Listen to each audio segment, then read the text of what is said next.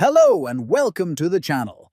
Today I'm going to show you how to easily delete your Grok conversation history using the X Mobile app.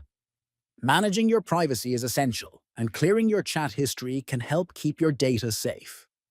Follow along as I walk you step by step through the process to make it quick and simple. Let's start together to make procedure. First, open the X app on your mobile device. Then tap on your profile icon located in the top left corner of the screen. Next, tap on Settings and Support to expand the menu. Then select Settings and Privacy from the list.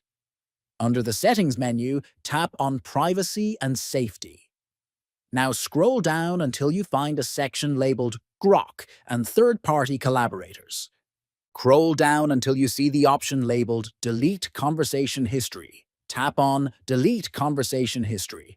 Finally, confirm your choice by tapping Delete once more to complete the process. That's how you delete your Grok conversation history on the X app. If you found this guide helpful, don't forget to like, subscribe, and share for more useful tutorials. Thanks for watching.